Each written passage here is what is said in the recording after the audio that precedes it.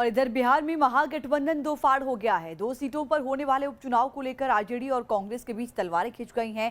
RJD ने दोनों सीटों पर अपने उम्मीदवार उतार दिए, तो वहीं कांग्रेस भी दोनों सीटों पर अपना दावा ठोक रही है। रिपोर्ट देखिए।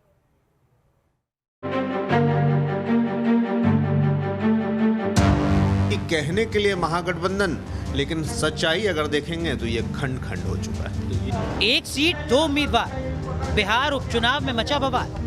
बिहार में महागठबंधन के बीच एक सीट को लेकर बड़ी फूट। बिहार में हम बड़े भाई की भूमिका में हैं।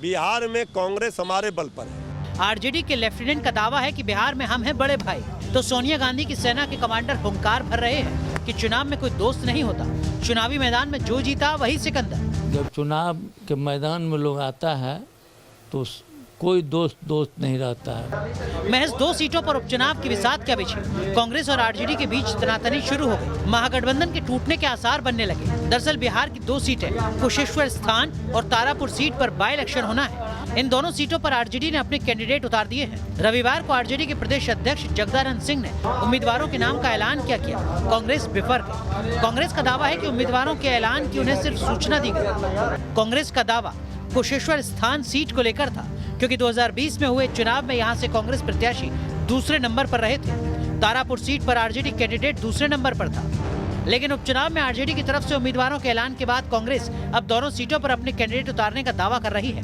कांग्रेस क्या करेगी? 2 सीटों पर चुनाव होने हैं। अब कांग्रेस का तो एक सीट है पहले से, जहाँ की हम लोग माइंड मेकअप किए हुए हैं, चुनाव लड़ना है, तो वहाँ तो कोई परेशानी है नहीं।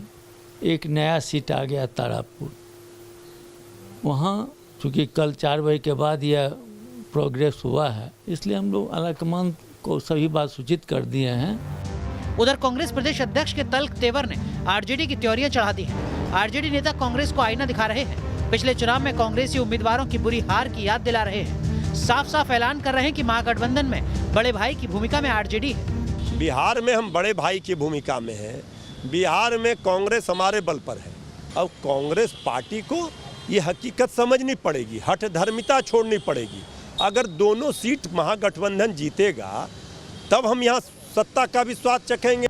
इधर महागठबंधन में हो रही तकरार पर जेडीयू की बांछें खिल गई हैं। ये दोनों सीटें जेडीयू के खाते में हैं, लिहाजा महागठबंधन में जारी सिरफटब्बल में वो अपना फायदा देख रही है। कई बार ये दिखा है कि कहने के लिए वो महागठबंधन खुद को कहते हैं, लेकिन जब ऐसे इश्यूज आते हैं कि टिकट बंटवारा या सीट बंटवारा, तो वो खंड खंड हो जाते हैं। बिहार में 30 अक्टूबर को उपचुनाव होने हैं। आरजेडी और कांग्रेस के बीच जारी तनातनी के बीच एलजेपी ने भी यहां से उम्मीदवार उतारने का ऐलान कर दिया है, लेकिन इन सीटों पर अहम खिलाड़ी आरजेडी, कांग्रेस और जेडीयू ही हैं। अब देखना ही होगा कि क्या उपचुनाव का मसला महागठबंधन में फूट की वजह बनेगा या फिर इस मसले का कोई हल निकलेगा। कभी कितने पास और कभी कितने दूर। आरजेडी और कांग्रेस ने महागठबंधन मिलकर बनाया। कोशिश ये रही कि यहाँ पर एनडीए को हम हर चुनाव में जवाब दे पाएं, मगर इस विधानसभा उपचुनाव में इस महागठबंधन की निकल रही हवा। आरजेडी दोनों सीटों पर अपने उम्मीदवार की घोषणा कर कांग्रेस को आईना दिखा रही है और कांग्रेस के अस्तित्व का सवाल है। सो कांग्रेस अब दोनों सीटों पर उम्मीदवार उतारने की तैयारी में है। ऐसे में आने वाले वक्त में महागठबंधन बिखरता दिख रहा है। वीडियो जर्नलिस्ट सत्येंद्र के साथ रजनीश सिन्हा, न्यूज़ नेशन, पटना।